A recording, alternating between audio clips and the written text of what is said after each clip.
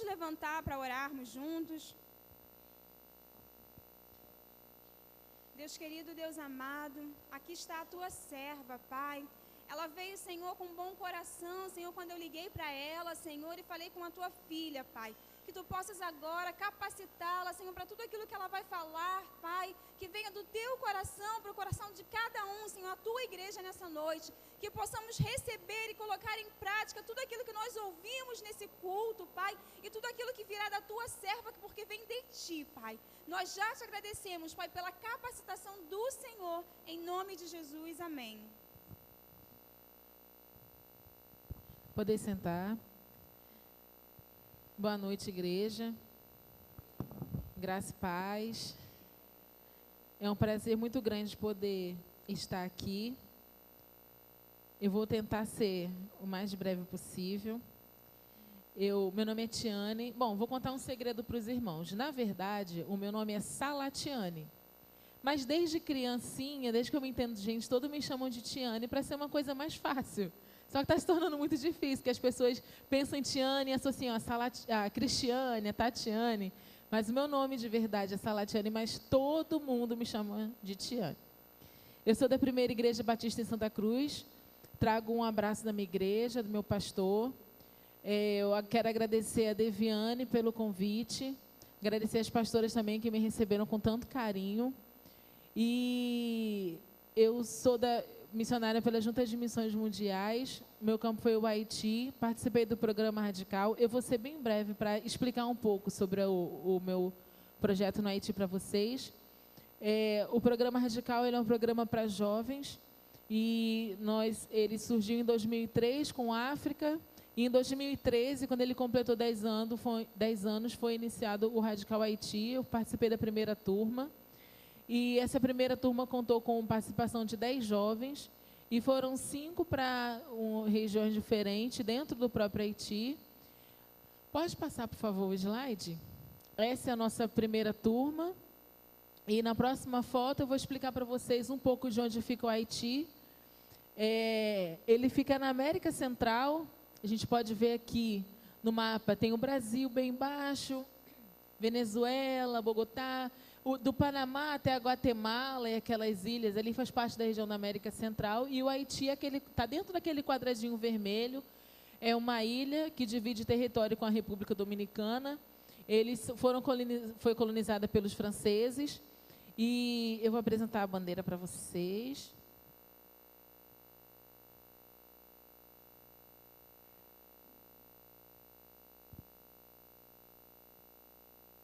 Essa é a bandeira do Haiti. Como eu falei, ele foi colonizado pela França e ele já foi o país mais rico das Américas. Ele era grande produtor de cana-de-açúcar e café.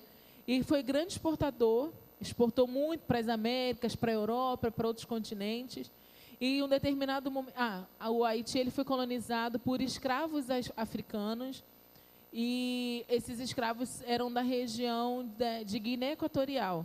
E quando eles foram para Haiti, eles levaram seus costumes, suas religiões, e a religião predominante no Haiti já foi o voduísmo. Hoje em dia tem caído muito, o cristianismo tem crescido. E quando eles foram lutar pela sua independência, eles já estavam cheios já de terem suas riquezas exploradas pelos franceses. Eles foram lutar e com essa luta, essa liderança da época, eles fizeram um pacto, onde esse pacto foi selado bebendo sangue de porco. E o pacto foi o seguinte: eles consagrariam o país a demônios do voduísmo se esses demônios os ajudassem a vencer essa batalha. E como eles venceram, conquistaram sua independência, eles atribuíram a sua vitória a esses deuses voduístas. E muitos haitianos creem que até hoje o país é amaldiçoado por conta disso. Mas quem crê em um Deus que tem poder para curar, salvar e libertar, crê que Deus tem poder de libertar eles dessa situação. E depois desse pacto, o país foi vivendo uma decadência muito grande, que hoje em dia ele é considerado o país mais pobre das Américas. ele faz divisa com a República Dominicana e eles são arqui-inimigos, eles se odeiam, são inimigos de morte mesmo. E na cabeça do haitiano, eles são amaldiçoados ainda. E nós vemos muitas questões de catástrofes que acontecem lá. O último terremoto que aconteceu foi em 2010, que matou milhares de pessoas. Eles atribuem tudo isso a essa questão. Para vocês terem uma ideia, eu morei 1 ano no Haiti e se eu vi 2 homossexuais, foram muitos lá. Porque a sociedade não aceita. Eles falam que eles já são muito amaldiçoados, eles consideram isso uma maldição e que eles não vão aceitar mais uma maldição. Então, eles têm isso de maldição muito entranhado neles. Pode passar para a próxima. Essa é uma musiquinha que não vai dar tempo de eu ensinar para vocês em crioulo. Pode passar para a próxima. Esse é o transporte público coletivo, na verdade, que não existe transporte público, não existe ônibus no Haiti. Esse é chamado de tap-tap. Deixa a van da gente, o nosso BRT no chinelo. Porque você imagina um calor de dezembro e janeiro no Rio de Janeiro, o ano inteiro, e no período que é inverno lá, a temperatura mais baixa que eu consegui observar foi 27, 30 graus. Isso não é nada, né? Imagina aquele calor, uma poeira, e você ali, suor com suor, colado, unidos. Esse é o tap-tap, e esses ainda estão vazios, porque do lado de fora ali vão mais algumas 3 ou 4 pessoas em pé. Então, esse é o transporte coletivo. Pode passar para a próxima. Essa é a nossa equipe, né, de um tap-tap, pode passar. O lixo no Haiti é uma questão muito grave. As doenças, existem muitas doenças que são recorrentes lá, e eles não têm a menor noção que o que ocasiona essas doenças para eles é o próprio lixo que existe na cidade. Você não vê um caminhão de lixo fazendo coleta regular, não existe.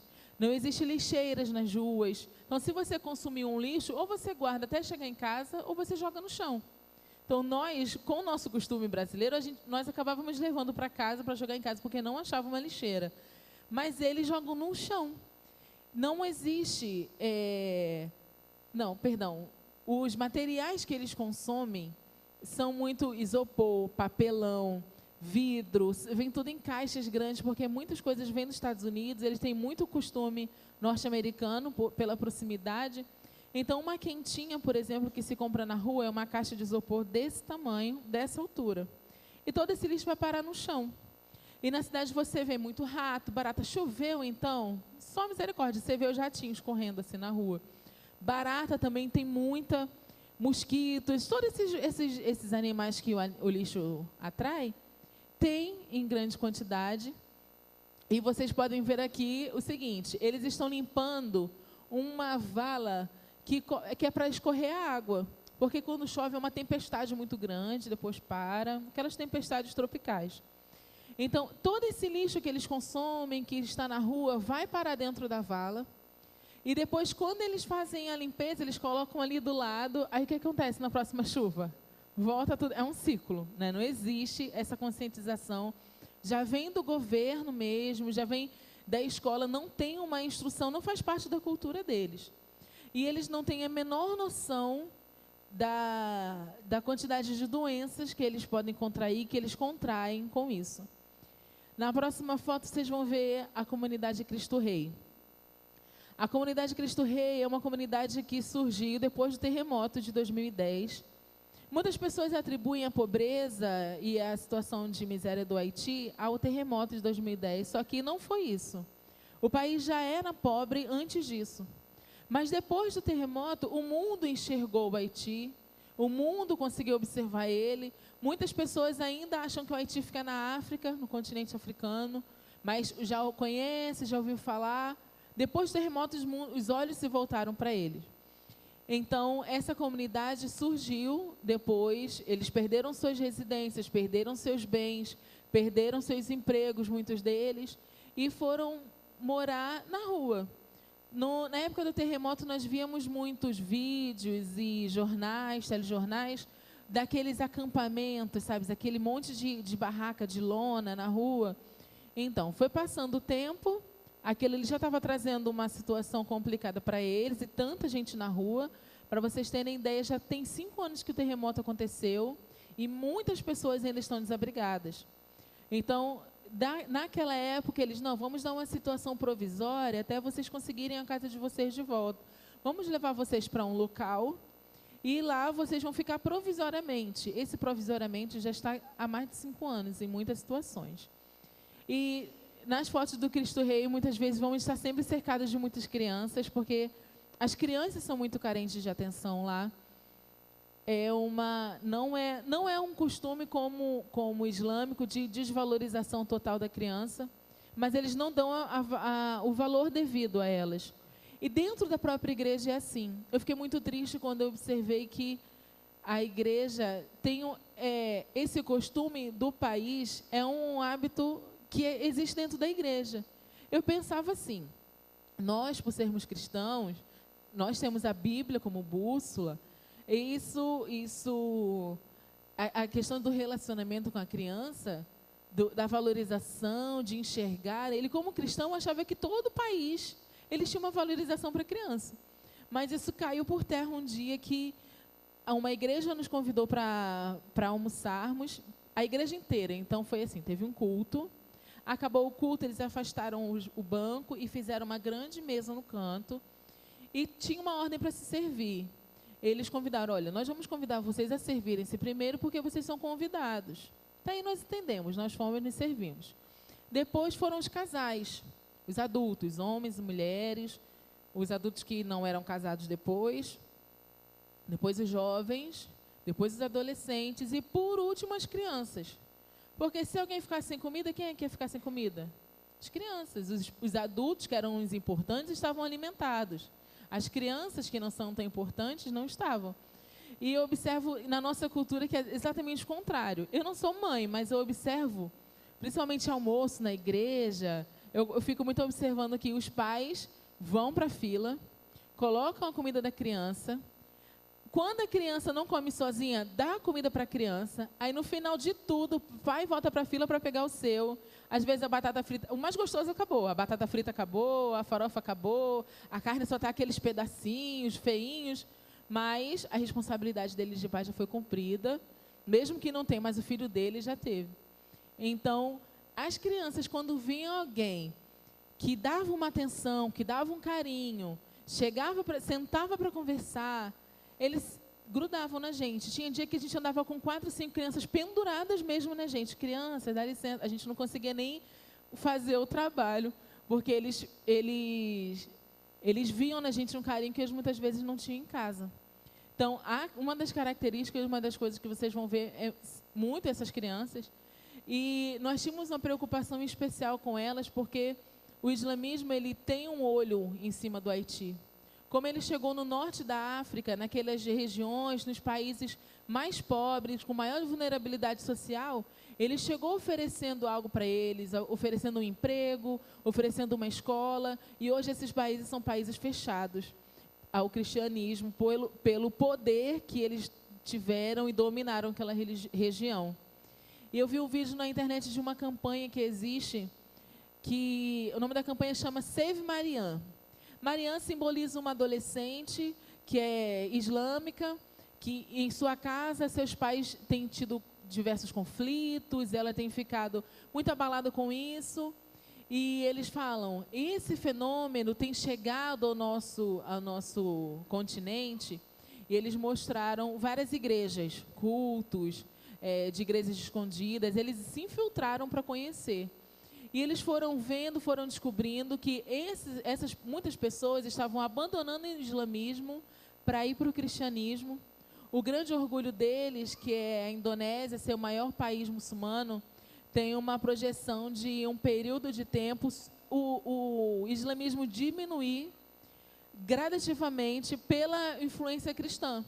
Então, eles estão investindo no seguinte, eles estão levantando recursos para começar com o discipulado a partir de criancinha. Eles falaram, se nós investimos nas crianças, se eles crescerem, virarem jovens e adultos com raízes fortes no islamismo, não vai ser qualquer um que vai conseguir tirar eles de nós. Eu fiquei muito assustada quando eu vi esse vídeo, eu fiquei impressionada. E nós vimos uma escola, pensa 5 vezes o tamanho desse terreno, com os 4 andares, sendo construída no Haiti. Uma escola de alta tecnologia, por eles mesmos, para começar. E quando eu vi isso, aí eu falei, realmente, o negócio não é brincadeira, não. Eles já estão atuando e muito sério. E essas crianças, a gente precisa abraçar elas, porque quem chegar primeiro leva. Se o islamismo chegar lá oferecendo uma escola de alta tecnologia, tudo isso, eles levam fácil. Porque eles têm um costume, o próprio haitiano, de querer sugar o que eles puderem do estrangeiro. Porque eles foram acostumados a serem sugados também. Desde que o Haiti foi chegando à situação de grande pobreza, de miséria, muitos estrangeiros vão lá para tirar fotos de suas situações, de miséria mesmo, de como eles fazem diversas matérias, dizendo que eles comem uma vez ao dia, de explorar realmente o lado pobre e miserável do Haiti. E eles, estão sugando da gente, estão explorando a nossa imagem, então vamos fazer a mesma coisa. Então, um estrangeiro chega lá, para eles é um saco de dinheiro, ambulante. Uma mulher sentada vendendo comida, passava a gente, me dá comida, eu estou com fome. Aí, como a gente falava o idioma dela, a gente olhava para ela, como é que você está com fome se você está vendendo comida? Ela, aí ela se assustava, assim, porque é um hábito deles, eles nem paravam para pensar no que estavam fazendo.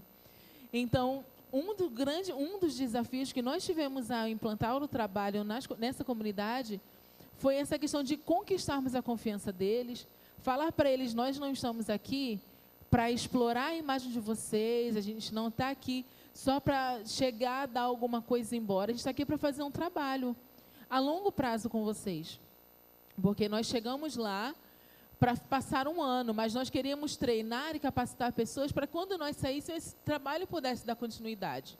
A gente não queria simplesmente chegar e dar alguma coisa. A pessoa está com fome, mas se eu chegar todo dia e der um prato de comida para ela, quando que ela vai sair dessa situação?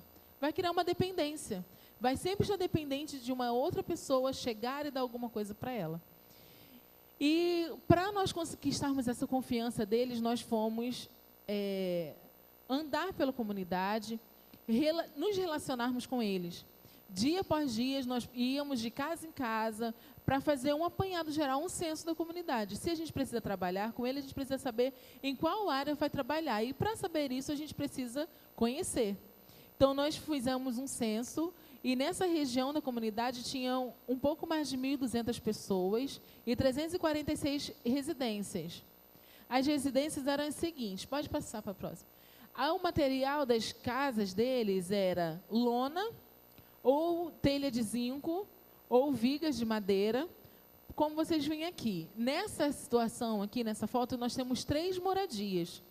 Era um espaço muito pequeno que eles tinham para poder dormir. Na próxima foto, nós temos uma visão aérea, que a gente pode ver que a grande parte das casas eram cobertas com lona e seguradas com pedra. Né? Nós conseguimos ver que muitas dessas casas eram assim. Imagina quando chovia. Aquela tempestade que às vezes durava a noite inteira, ou 2 horas, ou 3 horas. E nós, na nossa casa, ficávamos pensando, Jesus, como estão aquelas pessoas na comunidade? Porque quando chovia muito, muitos não conseguiam dormir por causa da goteira. Aí ou ficavam em pé, ou dormiam sentados, passavam a noite acordados. E nós falávamos, olha, amanhã quando a gente chegar na comunidade vai ser difícil, a gente tem que orar porque o povo vai estar tenso, estressado porque não dormiu à noite, irritado porque teve suas coisas molhadas. Nós nos planejamos para o dia seguinte, planejando para o dia seguinte. Porque lá também não tem energia 24 horas. Tem, em média, 4, 3 horas por dia. E em determinadas regiões, que é a região mais rica, onde moram os ricos haitianos e os estrangeiros, é a única região que tem energia 24 horas, não tem lixo nas ruas, é uma desigualdade muito grande. Quando você sai de uma região para outra, parece que você está em outro país. E nessa região deles, por exemplo, à noite ficava um breu muito grande. Imagina toda essa comunidade, tudo isso aqui no escuro. Você não podia acender uma vela por causa da chuva. Então, nós orávamos e saíamos de casa, olha, vamos preparados porque hoje vai ser difícil. Quando a gente chegava na comunidade, era uma surpresa para a gente. E até uma lição, um tapa na cara da gente, né? Porque eles conseguiam ver o lado positivo daquilo. Choveu na noite anterior, muito. Só que eles estavam dando graças a Deus, porque no outro dia tinha sol para secar tudo que molhou. E eu falando, nossa, a gente tantas vezes por tão pouco. Porque se fosse a gente na situação, a gente já estava reclamando por eles, da situação que eles estavam vivendo, estávamos tensos, e eles estavam conseguindo ver a mão, o cuidado de Deus em todas as coisas. Até sobre isso, a gente, graças a Deus, porque hoje tem esse sol para cuidar, para secar nossas coisas, e todo mundo com as coisas do lado de fora de casa. E a gente vê o nome do Senhor sendo glorificado nas ações, na fé que eles tinham. E essa é uma casa por dentro, onde tem aquela tela ali, tipo um mosquiteiro, é a cama, onde dormem, nessa família são quatro. O pai, a mãe, os 2 filhos, e do lado de cá, onde tem esse paninho preto, ali guardam tudo, alimentos, mantimentos, remédios, roupas, e aqui já é a saída, do lado direito é uma arara. Então, essa é uma casa grande, gente, porque era no final da comunidade, a mulher estava grávida, então ela tinha tiveram um certo cuidado com ela. Mas tinha casa que era do tamanho de um tapete, 3x4, que moravam 6, 7 pessoas. Tinha uma casa que tinha um menino que ele tinha paralisia infantil, e ele dormia, na casa dele era a casa que me dava mais dor no coração, porque a mãe cuidava dele, cuidava do irmão, cuidava do outro filho mais velho dela e do neto, e eles dormiam num tapete no chão. Quando a gente chegava e via aquele menino, porque ela era sozinha para cuidar de todos eles, e uma criança com paralisia, a gente sabe que dá trabalho cuidar de criança, imagina quando requer cuidado especial. E a gente não tem fotos de outras casas porque eles não deixavam a gente tirar, e a gente respeitava muito essa questão deles, porque mexe muito com o emocional deles. Imagina você ter sua casa, ter suas coisas, e por um desastre da natureza você perder tudo e ficar numa situação dessa. Então, a gente pode observar que na casa não tem cozinha, não tem banheiro, e essas questões acabavam sendo improvisadas. Aqui fora, é uma cozinha improvisada, ali o fogãozinho, que é carvão, a panela, então tá tudo ali, né? Bacia, panela, talher, tudo. E eles não tinham banheiro, como eu falei, e eles tinham 16 latrinas na comunidade. Não sei se vocês sabem o que é latrina, é aquele buraco no chão, tem muito no interior, buraco no chão, que as pessoas faziam suas necessidades. Ali era tipo um sumidor embaixo, que a terra mesmo fazia degradação. Só que tinha 16 latrinas para mais de 1.200 pessoas, então as pessoas tiveram que buscar outras alternativas para suas necessidades fisiológicas. E então elas faziam em casa, em baldes ou em sacolas, e depois jogavam fora. Eu falei para vocês que não tinha coleta de lixo. Do lado da comunidade tinha uma caçamba. Então eles jogavam todo o lixo ali, e a prefeitura colhia a caçamba uma vez na semana, retirava o lixo. Então imagina fezes de uma semana com sol e chuva e moscas ali o dia inteiro. Eles precisavam tomar banho. E algo que virou comum para eles, não era comum ao haitiano em si, não é um hábito, pelo que eu observei, mas a necessidade leva a pessoa a fazer algumas coisas. Eles precisavam tomar banho.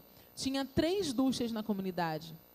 Então, eles tomavam banho na porta de casa, do jeito que vieram ao mundo, gente. Homem, mulher, criança, adolescente, jovem, todo mundo, qualquer um. No começo foi meio difícil, confesso para os irmãos, você chegar e ter uma marmanja lá tomando banho, e às vezes a gente ia com o nosso supervisor, que é um pastor, ou com o menino da nossa equipe, ou ter um homem, era muito complicado. Mas depois você acaba se adaptando à situação. E o pior é que quando você passava, eles queriam conversar. Porque o nosso cumprimento é: e aí, fulano, beleza? Nós brasileiros somos assim, né? Eles não. Como é que você está? Sua mãe, seu pai, você já comeu? Como é que está? Aí na minha casa eram 5 pessoas. E Silvia? E o William? E você querendo ir embora, a pessoa falando com você. E você desviando, né, dos respingos do sabão. Mas era uma realidade deles.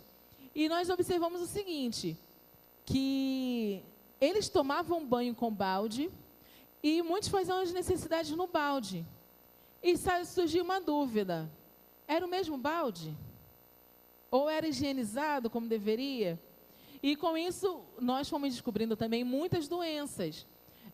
As crianças, menina, você é comum vê-los com a cabeça raspada, porque eles têm dá muito um fungo na cabeça dele, que eu não sei o que causa.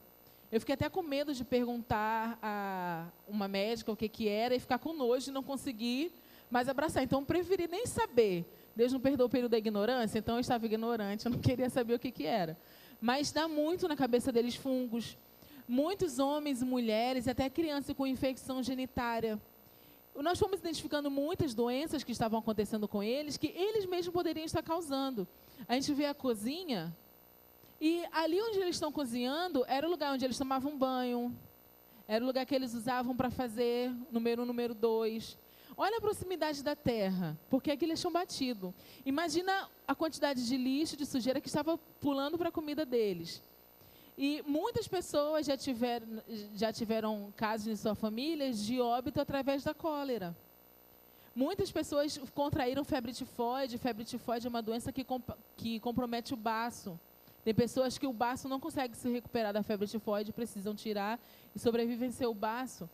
Então, muitas questões,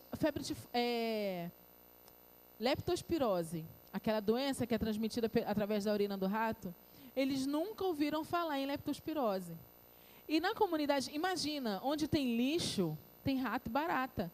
Na casa nossa, nós morávamos numa casa, tínhamos todo o cuidado do mundo e a nossa casa era cheia de barata. Quando a gente acordava de manhã, a gente tinha que lavar a pia com cloro e com álcool, porque à noite a gente não conseguia ir na cozinha beber água de tanta barata que ficava na pia, dava nojo. Então, você sabe que onde tem lixo, o país tem muito lixo, como eu falei, nos lugares que você cuida tem, imagina onde não cuida. Imagina, na própria comunidade tinha um terreno que eles moravam num nível, aí tinha um barranco, e aqui em cima tinha outra comunidade. E o pessoal dessa comunidade, quando fazia suas necessidades, jogavam o lixo nesse terreno deles. Nós fomos visitar uma casa, visitar uma senhora, e ela tinha 2 crianças, e nós fomos lá conversar com ela, e tinha uma menina da nossa equipe que ela tem pavor de rato. Pavor. Aquelas pessoas, sabe aquelas pessoas que têm medo de barata? Homem mesmo, quando o homem tem medo de barata, é uma coisa feia, porque se descontrola quando vê uma. E ela tinha esse descontrole quando via um rato. E graças a Deus ela não viu. Enquanto a gente estava conversando na casa dessa mulher, o rato subiu. Eu só estou observando, Jesus, não deixa Silvia ver isso. Ele subiu, rodou. Gente, ele só podia estar fazendo a ronda ali, fazendo a nossa segurança. Ele deu 2 voltas em cima, depois desceu, e eu não sei para onde ele foi. Ela não tinha... Você já ouviu falar em leptospirose? Nunca ouviram falar, não sabiam o que era. A gente já foi identificando algumas áreas que a gente poderia e que deveria trabalhar com eles.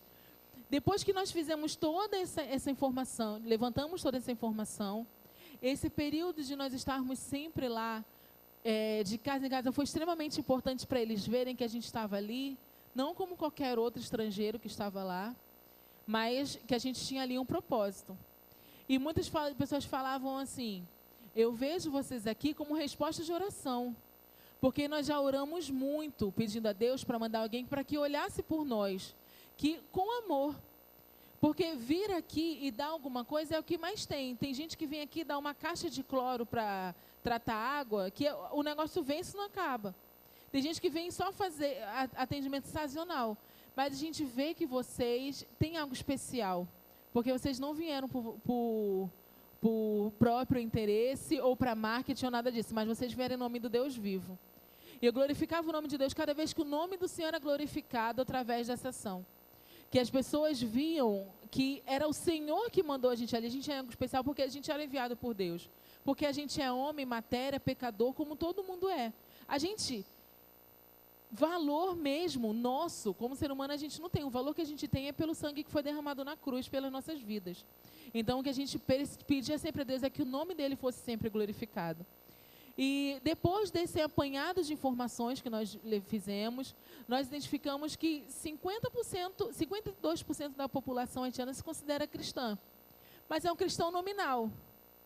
É um que vai à igreja a cada 6 meses, ou uma vez ao domingo. Se eu chegasse na casa de alguém, eu quero falar para você sobre Cristo, posso orar com você? A pessoa ia orar, ia recitar o Salmo 23 para você, ia cantar várias músicas do cantor cristão, porque pela simples liturgia, porque a visão que eles têm de Deus é um Deus que está lá em cima te condenando, com o dedo risco para você.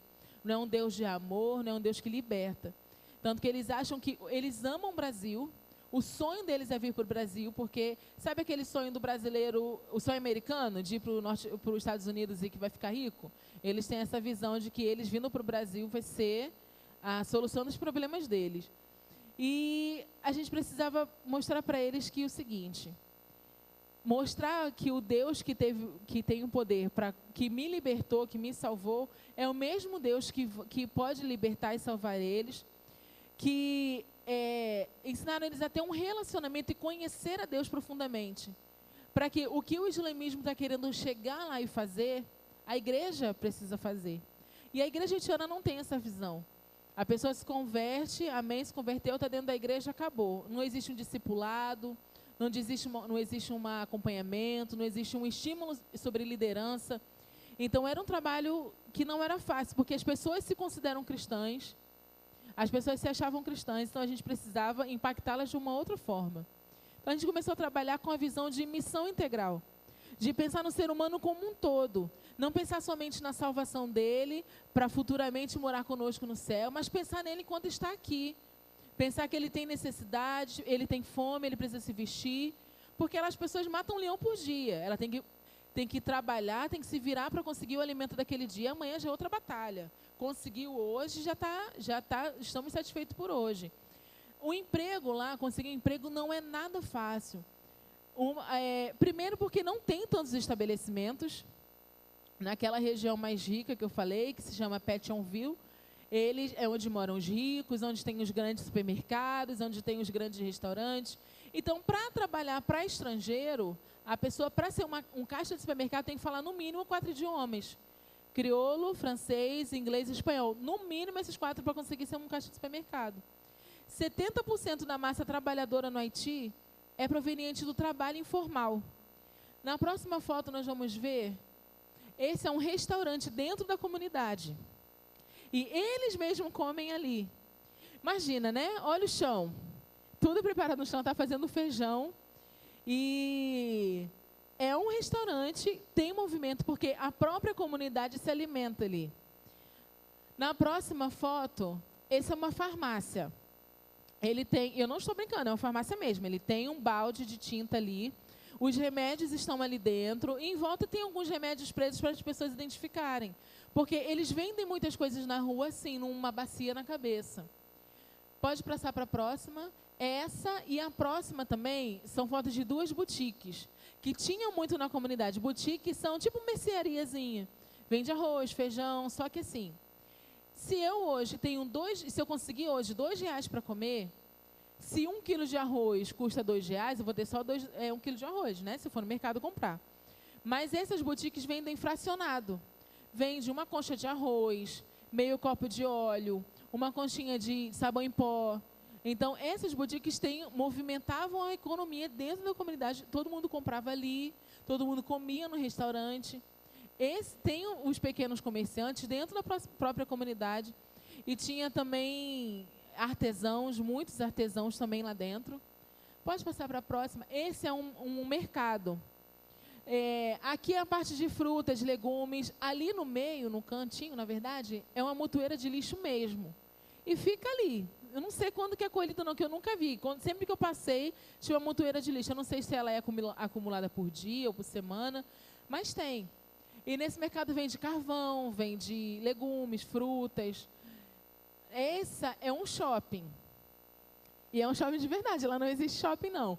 Aqui vende roupa, sapato, bolsa, Tudo que você imaginar. Cabelo, coisas para o cabelo, creme, vende de tudo lá.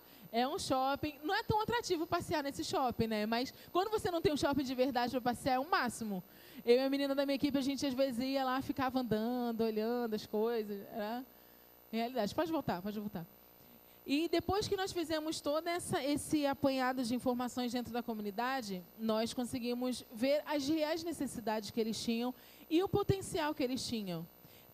Ali dentro tinham muitos enfermeiros, tinha engenheiro civil, tinha advogado, tinha técnicos em diversas áreas. Então, nós tínhamos muitas pessoas estavam trabalhando, mas moravam ali porque não tinham uma condição de comprar uma casa, e outras porque o governo tinha a obrigação de promover isso para eles, e eles estavam aguardando. E depois que nós fizemos esse apanhado de informações, nós reunimos a comunidade e um grupo representativo, um grupo que representasse os pais das crianças, que era um número muito grande, os adolescentes, os jovens, os artesãos, os pequenos comerciantes, porque, querendo ou não, o restaurante é um pequeno comércio ali dentro. E nós juntamos esse povo e mostramos para eles a situação. Olha, a situação da comunidade é essa. E dentro da Bíblia a gente mostrava para eles, a gente não veio aqui para dar nada de mão beijada para vocês. A gente era muito claro. Porque a gente não quer gerar uma dependência, a gente quer, depois que a gente sair daqui, vocês conseguirem dar continuidade a esse trabalho e a próxima equipe que vir, ir fazer o mesmo em outra comunidade. E eles entenderam. Esse grupo que nós trabalhávamos de liderança, nós conseguimos dividi-lo em 5 áreas. Eles criaram 5 projetos.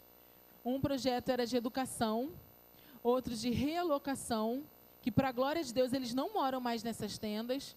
Esse projeto conseguiu fazer com que uma ONG comprasse o projeto e eles estão fora da comunidade, já estão em suas residências, para a glória de Deus. Uma cooperativa de microcrédito, que os próprios recursos seriam gerados dentro da própria comunidade, uma cooperativa de artesanato e um grupo de saúde. E esses grupos que nós trabalhamos com eles em cima do discipulado, porque eles seriam novos discipuladores ali na comunidade. Porque cristãos, muitos se dizem cristãos, mas da boca para fora. O conhecimento realmente de Cristo não tem. E quando a situação fica difícil, eles recorrem ao voduísmo para pedir ajuda. E não ao Cristo que eles dizem servir. E esses grupos foram trabalhados tanto em liderança como em discipulado. Nós ensinamos eles, trabalhamos, implantamos os projetos, estruturamos junto com eles os projetos. E em cada ação era uma oportunidade que nós tínhamos de compartilhar do Evangelho com eles e de discipular tanto eles como a própria comunidade. Vou dar um exemplo para vocês, o grupo de saúde. O grupo de saúde, eles trabalhavam em informação e prevenção. E quando nós tínhamos as caravanas, que as caravanas vão médicos, voluntários e ficam 15 dias lá, quando a caravana chegava, eles já sabiam quem precisava, de quê, e orientava e direcionava eles para esses atendimentos, dentistas, médicos. E foi feito um acompanhamento de diversas áreas, das doenças mais incidentes, a próprias infecções. Foi feito uma semana, um ciclo de informações, nós informávamos de casa em casa.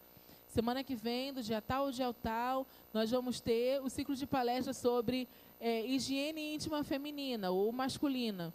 De tal dia, de tal horas a tal horas é para adolescentes, para mulheres, para homens. E a aderência era muito grande, porque todos queriam saber como eles poderiam se prevenir, o que causava, como cuidar.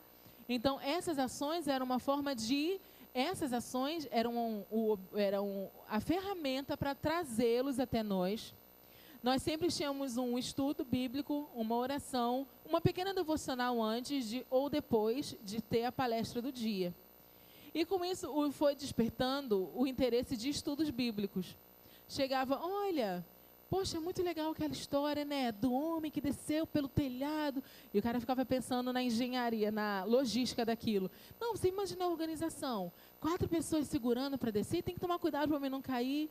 Não, a gente podia fazer, e surgia interesse de ter os estudos bíblicos, e surgia do próprio coração deles. Porque quando algo é imposto, às vezes não tem a aderência como nós gostaríamos. Mas quando surge do interesse de saber mais, de aprender mais, é que a gente acredita que dá um maior efeito.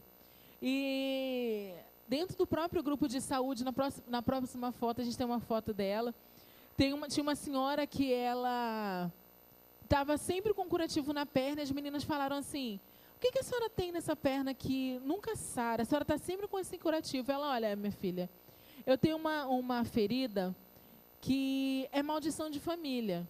Há 14 anos, essa ferida está na minha perna. Eu não tive coragem de olhar, porque eu sou muito fraca para isso. Mas as meninas disseram que era uma ferida assim, e um pouco funda. Ela já tinha drenado, já tinha operado, já tinha feito tratamento e nunca fechou. As meninas falaram: a senhora acredita que Jesus tem poder para curá-la? Ela: olha, eu sou crente, eu sou líder do grupo de oração da minha igreja. Eu falei assim: eu não estou perguntando à senhora isso, estou perguntando se a senhora crê no Deus que a senhora serve. Ela: minha filha, mas vamos fazer o seguinte, sem mais. A gente quer fazer um desafio com a senhora. A gente quer vir todo dia, orar com a senhora e fazer um curativo. A gente vai fazer a nossa parte e pedir que Deus faça a parte dele. A senhora concorda conosco? Então concordou. Nós fomos para casa, entramos em contato com nossos antecessores, pedimos para orar conosco a esse respeito. E, para a glória de Deus, a gente conseguiu ver ela com a perna curada. Em um mês de tratamento, de oração, a gente conseguiu ver a perna dela curada e o nome do Senhor glorificado. Ela falou: olha, eu confesso a você que eu não conhecia o Deus que eu sirvo.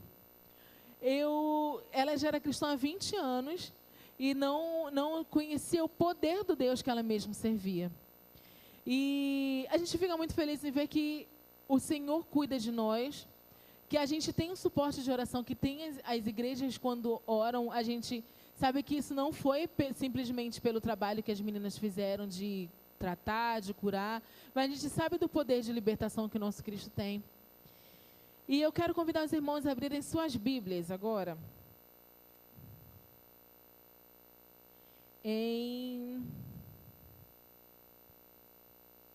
1 João 3. O irmão até leu esse texto aqui já, mas eu vou lê-lo de novo, a partir do 11.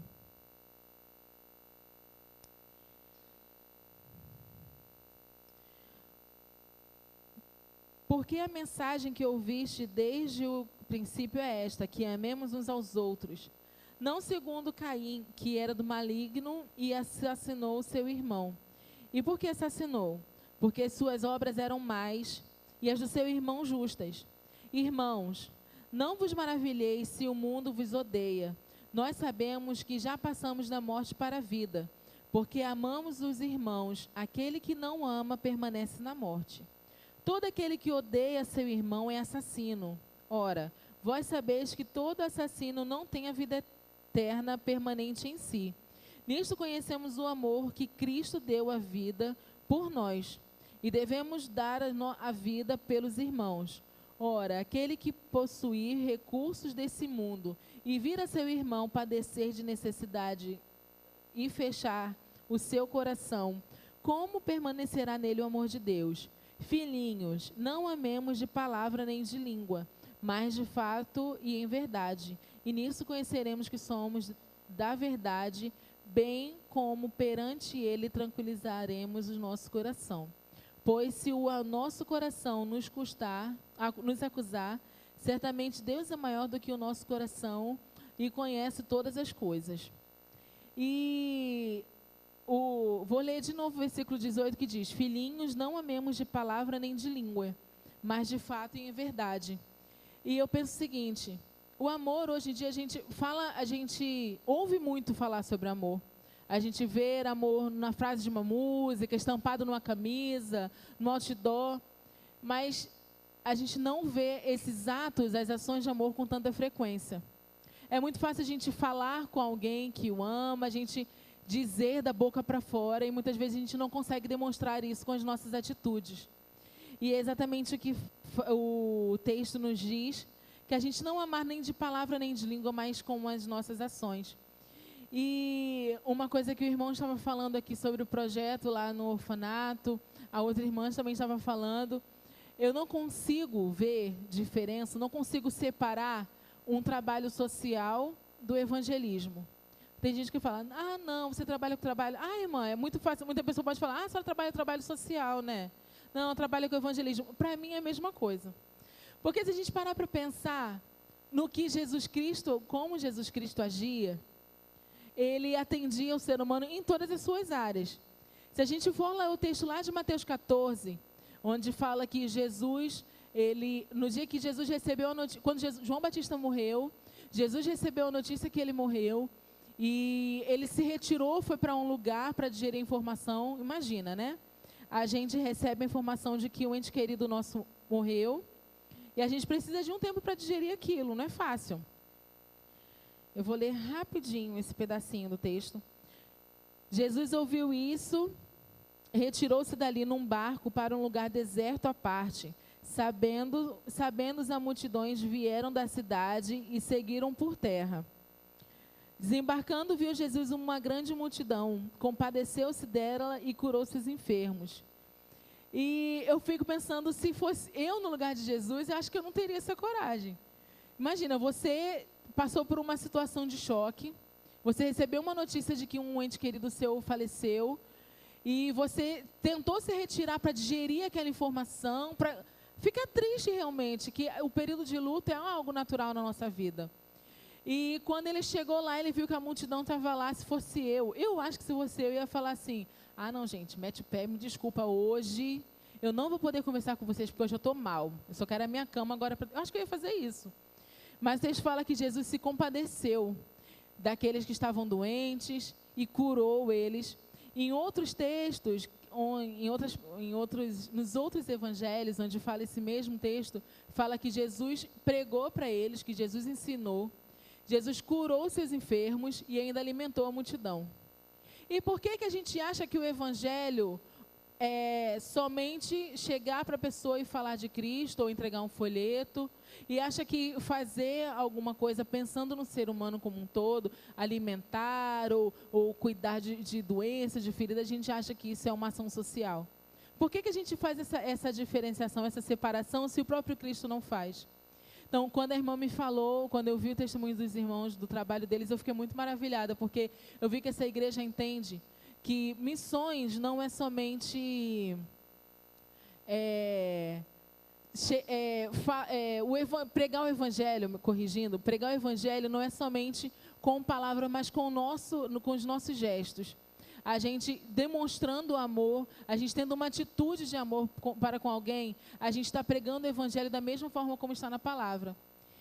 Eu vou só contar uma história para vocês que aconteceu no Haiti ainda.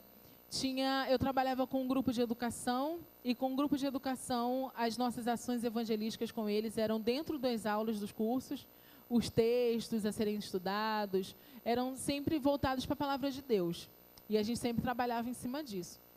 E tinha um rapaz que ele era líder na comunidade, ele era respeitado como líder na comunidade, e ele não era cristão, mas a gente precisava ter ele ao nosso lado, porque ele era uma pessoa muito influente.